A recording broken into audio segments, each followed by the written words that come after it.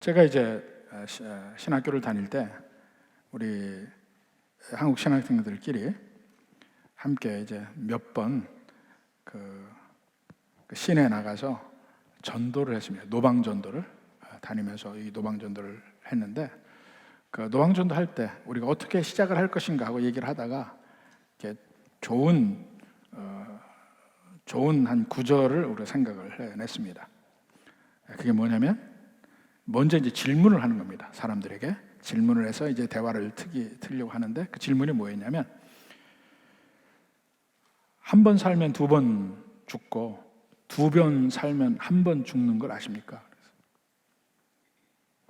여러분 아세요? 한 번 살면 두 번 죽고 두 번 살면 한 번 죽는다. 우리 모든 인생이 그렇다는 겁니다. 우리가 어차피 한 번 살잖아요. 근데 한 번 사는 인생은 이 세상에 죽으면 끝이다지만 그것이 끝이 아니고 그 다음에 또 한 번 두 번째 죽음이 있다는 거예요. 두 번 살면, 이것은 이 세상에 살면서 예수님 믿고 거듭나는 걸 얘기하는 거예요. 다시 거듭나면 인생이 끝나더라도 죽을 때 그 죽음 한 번이고, 그 뒤에 진짜 죽음, 진짜 심판받는 그 형벌로 가는 심판, 그건 없다는 얘기입니다. 이게 제 얘기가 아니고 예수님의 얘기를 다시 돌려서 이야기한 거예요. 마태복음 10장 28절 봅시다. 몸은 죽여도 영혼은 능히 죽이지 못하는 자들을 두려워하지 말고 오직 몸과 영혼을 능히 지옥에 멸하실 수 있는 이를 두려워하라. 우리가 지옥 가는 게 뭡니까? 우리 영혼만 지옥 가는 거 아니에요. 우리 몸도 지옥에 가요. 우리가 부활이라 하지만 이 부활의 개념이 조금 다릅니다. 한면으로 얘기하면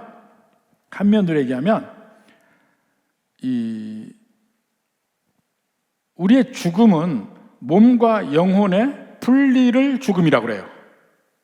분리인데 마지막 심판 전에 우리가 부활합니다. 근데 부활하는 그 의미가 몸과 영혼이 다시 붙어서 천국 가는 것이 있잖아요. 근데 그때 안 믿던 사람들도 몸과 영혼이 다시 만나는 그 부활은 있어요. 몸과 영혼이 다시 만나서 심판을 받고 몸과 영혼이 합쳐진 그들이 지옥불에 가는 거예요.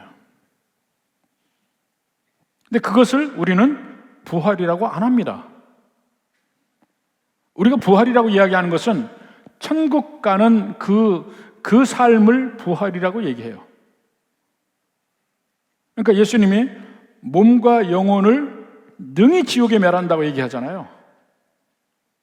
그러니까 우리 몸이 죽으면 썩어져 땅에서 없어지는 것이 아니고 그날 다시 소환되어서 우리 영혼과 함께 지옥불에 간다는 얘기야. 믿지 않는 사람은. 그러니까 이 세상에서 죽음으로 위협하는 거 두려워하지 말라는 얘기입니다. 그보다 더 큰 죽음이 기다리고 있으니까. 예수님이 이 세상에서 비춰질 때 많은 경우에 예수님은 사랑이 많으신 분, 겸손한 분, 낮은 곳에 처하신 분, 이러면서 예수님을 한 면으로만 몰아가는 경향이 있습니다. 4대 성인이라 이렇게 얘기하면서 예수님은 모든 걸 다 참으셨다고 이야기하고, 아니요, 모든 걸 다 참지 않으셨어요. 모든 걸 다 참지 않으셨습니다. 바리새인들에게 참지 않으셨어요. 믿지 않은 데서 참지 않으셨습니다. 이 세상 모든 사람들을 불쌍히 여길 뿐이죠. 계속해서 예수는 마지막 심판에 대해서 이야기를 합니다. 바울도 같이 얘기하고 있고, 히브리서 9장 27절에 정확하게 얘기합니다. 한 번 죽는 것은 사람에게 정해진 것이요 그 후에는 심판이 있다고 그랬어요. 그래서 그 심판에서 갈 곳이 정해집니다. 천국이냐 지옥이냐. 이 세상에 오직 마지막 종착역은 둘 중에 하나야. 천국이냐 지옥이냐. 중간이 없고 없어지는 게 없습니다. 우리가 복음의 가장 핵심이라고 하는 요한복음 3장 16절에도 어차피 이 두 길에 대해서 나옵니다. 요한복음 3장 16절. 하나님이 세상을 이처럼 사랑하사 독생자를 주셨으니 독생자를 주실 만큼 세상을 사랑했다. 이는 그를 믿는 자마다 멸망치 않고 영생을 얻게 하려 하심이라. 근데 마지막 심판날에 가른다는 개념이 아니고 여기서 보는 거는 어차피 이 세상은 멸망당할 세상, 어차피 이 세상 모든 사람은 멸망당할 사람들이에요. 그런데 예수님을 이 땅에 하나님이 보내셔서 예수님을 믿는 사람에게는 그 멸망의 길에서 건져내신다는 얘기예요. 멸망하지 않고 영생을 얻게 한다는 말이 바로 그겁니다. 그러니까 심판이 전제가 되어 있어요. 멸망이 전제가 되어 있어요. 우리가 가는 곳은 그래서 둘 중에 하나입니다. 어차피 가만히 있으면 멸망의 길로 가는 거예요. 예수님 믿으면 그 멸망의 길에서 건짐을 받는 것이고, 마지막 가는 두 곳을 이미 요한계시록 제일 끝에서도 말하고 있습니다. 요한계시록 22장 14절 봅시다. 자기 두루마기를 빠는 자들은 복이 있으니 이는 그들이 생명나무의 문들을 통하여 성에 들어갈 권세를, 이 성은 예루살렘 성입니다. 예루살렘 성 안에 들어가 살 권세를 받았어요. 예수님 믿는 사람들은 그 안에 생명나무가 있고, 근데 다른 사람들은 15절에 개들과 점술가들, 음행하는 자들, 살인자들과 우상숭배를 거짓말을 좋아하며 지어내는 자는 다 성 밖에 있으리라. 성 안과 성 밖으로 나눠요. 요즘의 세상에서는 어떤 사람들이 이야기합니다. 어차피 길은 다 한 곳으로 통하게 돼 있대.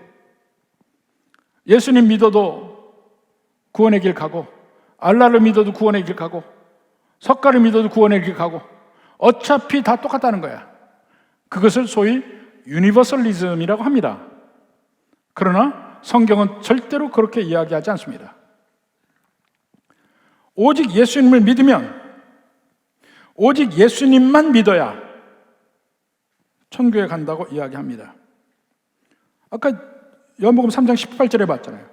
독생자의 이름을 믿지 아니함으로 벌써 심판을 받다. 하나님의 독생자 이름을 믿지 아니함으로 벌써 심판을 받은 것이라. 이미 세상은 심판에 내준 바 있어요. 내주어 있어요. 그런데 믿는 사람은 거기서 건져진다니까요. 또 베드로가 고백합니다. 사도행전 4장 12절에 다른 이로서는 구원을 받을 수 없나니, 명백하게 이야기합니다. 천하 사람 중에 구원을 받을 만한 다른 이름을 우리에게 주신 일이 없습니다. 다른 이름이 없습니다. 예수님 말고는 구원의 길이 없습니다. 그래서 예수님이 나는 길이요 진리요 생명이라, 나로 말미암지 않고는 하나님 나라에 들어갈 수 없어요. 그래서 두 길이 나옵니다. 예수님을 믿는 사람들이 가는 길, 예수님 믿지 않은 사람들이 가는 길.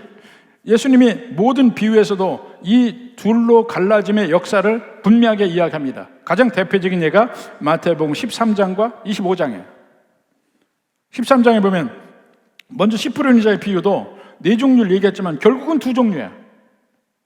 열매를 맺지 않는 땅과 맺는 땅, 알곡과 가라지. 가라지는 불태워지고 알곡은 곳간에 들인다 그랬어요. 또 좋은 물고기와 못된 물고기를 갈라. 못된 물고기는 버리고. 또 마태복음 25장에 보면 열처녀 비유가 나오죠. 슬기로운 5처녀, 미련한 5처녀, 양과 염소, 두 종류의 사람과 두 종류의 결말. 자, 우리가 그 앞에 1장 5절에서는 이 하나님의 공의로운 심판, 의로운 자에 대한 심판을 봤어요. 의로운 자의 심판은 뭡니까? 천국 백성이라는 심판을 받은 거예요. 지금 오늘 부분에서는 그렇지 않은 사람들의 심판에 관해서 구체적으로 자세히 이야기하고 있습니다. 오늘 보십시다. 오늘 말씀 중에서 그러면 심판이 언제 언제 심판이 있냐 하는 문제를 얘기할 때 7절 후반부에 보면 주 예수께서 7절 후반부에 주 예수께서 자기 능력의 천사들과 함께 하늘로부터 불꽃 가운데 나타나실 때에 심판이 앞으로 있을 거라고 얘기하죠. 근데 아까 요한복음 3장 16절에 18절까지 봤듯이 이미 심판이 되었다고도 이야기를 해요. 또 심판이 현재적으로 이야기되는 것도 있습니다. 로마서 1장 18절 보면 하나님의 진노가 불의로 진리를 막는 사람들의 모든 경건하지 않음과 불의에 대하여 하늘로부터 나타나나니, 이게 나타나나니가 현재 진행형이에요. 근데 이게 뭘 얘기하냐면요, 이것을 가장 우리에게 이해하기 쉽게 알 수 있는 대목이 예수님이 우리의 구원을 유대의 결혼 풍습에 연결해서 이야기를 합니다. 그러니까 유대의 결혼 풍습도 사실은 신랑 되신 예수님이 신부된 교회를 구원하실 때 어떻게 하는지를 나타나고 있어요. 유대의 결혼 풍습이 뭡니까? 제일 먼저 신부 집에서 신랑과 신랑 아버지가 가서 정혼을 해요. 정혼을 합니다. 결혼하기로 결정을 해요. 그러면 그때부터 신부는 이미 정혼한 여자야. 그때부터는 그냥 일반적인 처녀와 분리가 됩니다. 구별이 됩니다. 정혼한 여자야. 근데 정혼을 하면 신랑 아버지와 신랑은 다시 신랑 아버지 집으로 돌아갑니다. 그때 신랑이 이야기해요. 내가 아버지 집에서 집을 짓고 다시 올게. 얘기하고 갑니다. 그때부터 신부는 신랑이 오는 날을 준비해요. 왜냐하면 신랑이 언제 올지 모르고 갑자기 오니까. 대부분 밤에 와요. 신랑은 신랑 아버지하고 아버지 집에 가서 그 마당에 그 신혼을 치를 신방을 있는 집을 짓습니다. 신랑이 집을 져요. 근데 그 집을 지으면 다 짓잖아요. 다 지었다고 하는 판단을 신랑이 하는 게 아니고 신랑의 아버지가 해요. 아버지가 보고 되었다. 이제 가서 신부를 데려오라. 그러면 신랑은 친구들과 함께 밤에 신부 집에 갑니다. 그래서 데려와요. 그때 신부와 신부 친구들이 따라와. 신랑이 갔을 때 신부 집에 남자들은 얼씬도 못해. 여자들만 나와서 봐야 돼요. 그 밤에 횃불을 들고 신랑 집에 갑니다. 그때부터 신랑 집에서 결혼 잔치가 일주일간 해요. 결혼 잔치가 시작됐습니다. 그러면 신랑과 신부는 그 신랑이 지금 집에 들어가요. 거기서 합궁을 합니다. 합궁을 하면 밖에서 신랑 친구가 기다리고 있어요. 합궁 소식을 기다리는 거야. 그래서 안에서 신랑이 이야기합니다. 우리 합궁했다. 그러면 기쁨으로 신랑 친구가 결혼식장에 나타나서 드디어 합궁했습니다 하고 얘기하면 그때부터 잔치가 더 기뻐지는 거야. 드디어 이제 결혼이 완성이 된 거예요. 완성. 그것을 이 컨수메이션이라고 합니다. 법률 용어로 컨수메이션. 결혼에 문제가 생겨서 법정에 나가면은 그 얘기를 합니다. 식은 올렸는데 컨수메이션이 됐다 안 됐다 이걸 따져요. 실제 합궁을 했냐 안 했냐 이 문제도 가지고 따지는 게 바로 그 문제입니다. 그러니까 이 전체가 결혼 예식인데 정혼을 하면 이 끝에 마지막까지가 다 결정이 난 거예요. 우리는 지금 그 구원이 이런 식으로 될 때 어떻게 되냐면 거의 그 식입니다. 예수님이 우리를 부르시고 모든 면에 결정이 난 것이 예수님의 죽으심과 부활로 결정이 나요. 그 예수님은 천국에 가셔서 우리 거할 처소를 예비합니다. 거할 집을 짓습니다. 다 되면 아버지가 때가 됐다 하고 가라 하시면 그때 오셔서 우리를 데리러 오십니다. 그러니까 우리는 천국에 가고 그때 심판이 있는 거야. 그러니까 이미 이루어졌다는 면, 앞으로 이루어진 것은 마지막 컨스메이션이 기다리고 있다는 면, 이겁니다. 그러면 우리는 그 중간에 있잖아요. 이 부활절을 기리는 의미가 뭡니까? 그 중간에 기다리다가 언제 올지 모르잖아. 그러면 간절히 신랑이 그립고, 그러면 어떻게 합니까? 정혼할 때 찍은 앨범도 펼쳐서 그 사진도 볼 것이고, 또 신랑이 그 정혼 서약서도 다시 한번 확인을 하고, 그렇지, 올 것이지 하고 확인하고 마음을 다잡고 기다리는 것, 그것이 우리가 절기를 지키는 거예요. 그럼 마지막 날 일어날 일을 다시 한번 우리에게 확인시켜서 이야기합니다. 그러면 우리를 괴롭힌 사람은 어떻게 될 것인가? 심판이 있다는 거예요. 심판. 거기 6절에서 얘기해요. 6절. 너희를 환난을 받게 하는 자들에게는 환난으로 갚으시고. 자, 앞서 미리 얘기했습니다. 환난 당하는 우리는 이미 천국 백성이라는 심판을 받았어요. 우리를 핍박하는, 우리를 환난 받게 하는 자들은 하나님께서 환난으로 갚으신다고 얘기해요. 이 갚는다는 면이 구약에 보면 동해복수법이라고 있어요. Law of Talion이라고 하는데, 한마디로 눈에는 눈으로, 이에는 이로라는 말이 있죠. 바로 그 얘기입니다. 너희가 당했느냐? 내가 그대로 갚아줄게. 이걸 원래 누가 하냐면, 여러분 구역예배 때 요새 룻기 하잖아요. 룻기에서 나오는 게 뭡니까? 그 대신 갚아줄 사람이 나오잖아요. 친족 중에. 그것을 히브리어로 고엘이라고 합니다. 고엘. 대신 갚아주는 사람. 근데 이 대신 갚아주는 사람이 내가 땅을 팔아먹었으면 그 땅 값을 치르고 그 땅을 되찾아주기도 하고, 땅도 팔아먹고 안 돼서 나를 종으로 팔아먹는 사람이 있어요. 그럼 종에서 풀려나게 그 값을 대신 갚아주고, 이게 전부 고엘이 하는 일이고, 그 고엘이 하는 또 다른 일이 뭐냐면, 내가 당했을 때 당한 걸 대신 복수해주는 사람이 고엘이에요. 그걸 영어로 표현하면 그게 redeemer라고 합니다. redeemer. 대속해주는 사람. 친족 가운데 있어야 돼. 형제 중에 있어야 돼. 그래서 예수님이 인간이 되셔야 돼. 인간으로서 우리 대신 갚아줍니다. 우리의 죄값도 갚아줘요. 예수님의 생명으로. 우리를 핍박하고 우리를 괴롭힌 사람도 갚아주신다는 얘기야. 그게 예수님이 리디머로서, 대속자로서 하시는 일 중에 하나입니다. 자, 요한계시록 22장 12절 봅시다.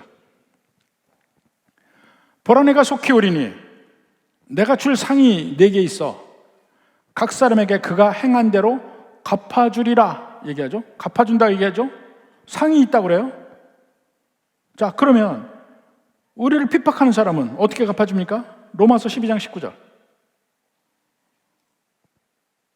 내 사랑하는 자들아, 너희가 친히 원수를 갚지 말고 하나님이 진노하심에 맡기라. 기록되었으되 원수 갚는 것이 내게 있으니 내가 갚으리라고 주께서 말씀합니다. 내가 갚으리라. 원수를 갚아준다 말입니다. 오늘 본문 6절에서 뭐라 합니까? 너희를 환난을 받게 하는 자들에게는 환난으로 갚아주겠다. 근데 그렇게 해서 심판을 받는 사람이 꼭 우리를 괴롭히는 사람만 심판받느냐? 그게 아니에요. 8절에 보십시다. 8절. 오늘 본문 8절에 보면 하나님을 모르는 자들과 우리 주 예수의 복음을 복종하지 않는 자들에게 형벌을 내린다 그랬어요. 이 사람들은 능동적으로 예수 믿는 사람을 괴롭힌 사람이 아니에요. 그냥 복음을 거부했을 뿐이에요. 하나님을 모른다 했을 뿐이에요. 그 사람들에게도 예수 믿는 사람을 핍박한 사람과 똑같이 형벌을 내려요. 그게 마지막 심판이에요. 능동적으로 핍박한 사람뿐만 아니고 수동적으로 거부한 사람들에게도 그 심판이 임한다는 겁니다. 그러니까 이 세상에는 단지 두 종류의 사람밖에 없어요. 예수님 믿고 천국 가는 사람, 그렇지 않고 그 복음을 거부한 사람, 핍박한 사람 다 포함해서 그들은 지옥에 가는 거예요. 중간이 없습니다. 나는 그래도 남에게 해코지 안 하고 살았다? 예, 감사합니다. 지옥 가십시오. 누가복음 12장에 어리석은 부자가 누굽니까? 어리석은 부자. 남에게 해코지 안 했어요. 자기 열심히 일해서 돈을 많이 벌었어요. 그리고 그것을 누리고 살았습니다. 어리석은 자여, 오늘 밤에 내가 내 영혼을 도로 찾으리니 이 모든 것이 네 것이 되겠느냐? 그는 부지런하고 성실한 사람이었을 가능성이 많아. 축하합니다. 지옥 가십시오. 하나님을 모르는 자, 복음을 거부한 자. 그러면 그들에게 임하는 심판이 어떤 것이냐 하는 거예요. 그걸 미리 볼 수 있는 것이 7절에 보면, 7절 후반부에 보면 주 예수께서 자기의 능력의 천사들과 함께 하늘로부터 불꽃 가운데 나타나실 때 자기의 능력의 천사라고 그랬어요. 보통 우리가 천사라 하면 천사를 예쁘게 그립니다. 요정처럼 그립니다. 크리스마스 때 봐요. 곳곳에 천사 다 데코레이션 해놓잖아. 그런 천사가 아니에요. 능력의 천사. 천사는 엄청난 파워를 가진 존재입니다. 그래서 소돔과 고모라를 멸할 때 천사가 둘만 왔어요. 둘이 와서 한 성마다 불바다로 만들어 전멸을 시켰습니다. 그런 능력이 천사에게 있습니다. 근데 예수님이 오실 때는 그 능력의 천사들과 온다는 거야. 심판의 무서움을 얘기할 수 있습니다. 자, 그리고 심판이 어떻게 당하냐면 9절에 보니까 이런 자들은 주의 얼굴과 그의 힘의 영광을 떠나 영원한 멸망의 형벌, 영원한 멸망의 형벌이라고 했습니다. 어떤 사람은 얘기합니다. 심판은 딱 심판 받아서 사형이다. 사형 받으면 끝 아니냐? 그러니까 옛날에 아주 극악무도한 범죄자들 있잖아요. 지존파 같은 사람들. 멀쩡하게 사형 언도를 받아도 무덤덤했어요. 사형 언도를 받아도 까짓 거 한번 끽 죽으면 끝나지. 이렇게 생각하고 거기에 반응을 안 해. 두려워하지 않아. 죽으면 끝나는 거지. 근데 우리의 심판은 죽어서 끝나는 게 아닙니다. 마지막 심판이 그래 불못에 던져지면 금방 죽어 없어지겠지? 아니요. 그 심판이 그런 게 아닙니다. 그렇다면 그 심판을 누가 두려워합니까? 마지막 날의 심판은 불못에 던지는 것은 영원하게 지속되고 그리고 쉼이 없어요. 계속적으로 고통이 있고 그 고통을 계속적으로 인식한다는 거야. 옛날에 그 우스갯소리로 지옥에 대한 우스갯소리가 많았습니다. 그 중에 하나를 소개를 하면 어떤 사람이 지옥에 가게 됐어요. 지옥에 가는데 지옥의 각 방마다 고통을 주는 종류가 다른 거야. 그래서 다 보니까 여기서는 막 어느는 바늘이 찔리고 어디서는 뭐 배속 뱀에게 물리고 막 별별 방이 있는데 한 방을 보니까 전부 전체가 다 똥물이더래. 근데 똥물에 머리를 올려놓고 가만히 있더래요. 그래서 지옥 방 중에 그 방이 제일 쉬울 것 같아서 그 방을 택했대. 난 그 방 들어가. 그 방 딱 들어가서 앉아있더니 자 10만 년에 한 번 휴식 끝 잠수 그러더래.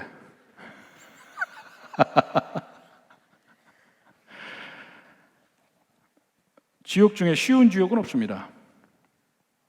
단테 신곡에 봐도 지옥에 계층이 있다고 했어요. 그렇지만 가장 편한 지옥도 그 고통은 이루 말할 수 없이 영원히 계속적으로 된다는 얘기입니다. 한번 볼까요? 이사야서 66장 15절 봅시다. 보라, 여호와께서 불에 둘러싸여 강림하시리니 그의 수레들은 회오리 바람 같으리로다. 그가 혁혁한 위세로 노염을 나타내시며 맹렬한 화염으로 책망하실 것이라. 맹렬한 화염, 지옥불을 얘기하는 거예요. 근데 그 지옥불이 어떤 지옥불이냐면 24절에 보면 그들이 나가서 내게 패역한 자들의 시체들을 볼 것이라. 근데 시체들을 보는데 그 벌레가 죽지 아니하며, 그러니까 시체를 뜯어먹는 벌레가 안 죽는다는 거예요. 계속해서 죽은 자를 괴롭힌다는 거예요. 그 불이 꺼지지 아니한다. 영원히 계속적으로 끊임없이 의식을 가진 채로 그 괴로움을 느끼며 영원히 간다는 거예요.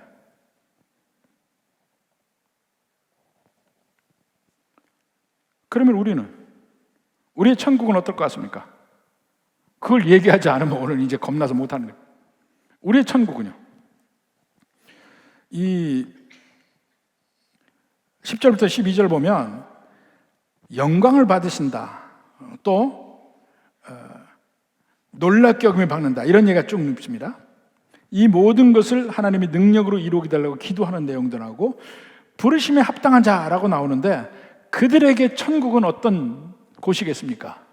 그들에게 천국은 역시 영원히, 거꾸로 지옥과 반대로 영원히 계속적으로 느끼면서 기쁨과 즐거움이 있는 곳.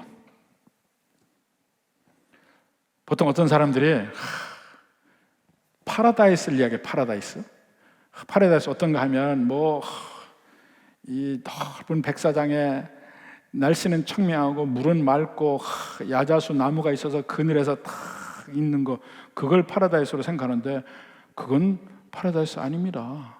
그거 타 죽어요. 앞뒤로 굽기 당하려면 거기서 그렇게 있으라고요. 이 지상의 것을 얘기하면요, 언제나 그거는 오래 갈수록 기쁨이 오래 갈 수 없습니다. 이 세상에 어떤 것이라도 다 나중엔 질리게 되고 힘들게 돼요. 근데 천국은 끊임없이 기쁨이 계속되는 곳이에요. 끊임없이 평안함이 있고 끊임없이 보람이 있고 이런 것입니다. 한번 시편 16편 봅시다. 시편 16편 8절부터 봅시다. 내가 여호와를 항상 내 앞에 모시며 그가 나의 오른쪽에 계심으로 내가 흔들리지 아니하리로다. 항상 오른쪽은 성경에서 좋다는 표현할 때 오른쪽이라고 표현합니다. 그래서 예수님도 하나님 우편에 계시죠. 사탄은 하나님의 왼편에 있습니다. 항상 오른편은 좋다는 얘기예요. 계심으로 내가 흔들지 아니하리로다. 이러므로 나의 마음이 기쁘고 나의 영도 즐거워하고 내 육체도 안전히 살리니. 이게 천국 아니에요? 근데 이것이 영원하다는 얘기래요. 영원하다는 거. 11절에 봐요. 주께서 생명의 길을 내게 보이시리니 주 앞에는 충만한 기쁨이 있고 주의 오른쪽에는 영원한 즐거움이 있나이다. 하나님이 주시는 즐거움은 영원한 즐거움이에요. 그래서 이 행복이란 면을 그 영원한 것과 그렇지 않은 것으로 구별할 때 그 영원치 않은 즐거움을 우리는 그냥 쾌락이라고 얘기해요. 참된 행복은 지속성이 있어요. 천국의 행복은 계속해서 영원히 지속하는 행복입니다. 기쁨이고 즐거움입니다. 둘 중에 하나예요. 근데 그것의 출발점이 바로 예수님의 십자가의 죽음과 부활입니다. 이미 출발이 됐습니다. 이미 이루어질 것입니다. 그 이루어질 그 날을 고대하며 다시 상기하며 확인하며 기뻐하며 세상의 것에 개념치 않으며 살아가는 겁니다. 이 부활절 아침에 다시 한번 마지막 날 그날에 되어질 그 일을 확인하며 이 세상에 믿지 않는 사람들, 우리를 핍박하는 사람들, 이 모든 사람이 당할 일을 확인하며 우리가 그들에게 갚는 것이 아니에요. 하나님이 갚으시는 그 날을 바랍니다. 우리는 그저 주님 앞에 감사하며 기뻐하며 우리 부활절을 지낼 수 있기를 주님의 이름으로 축원합니다.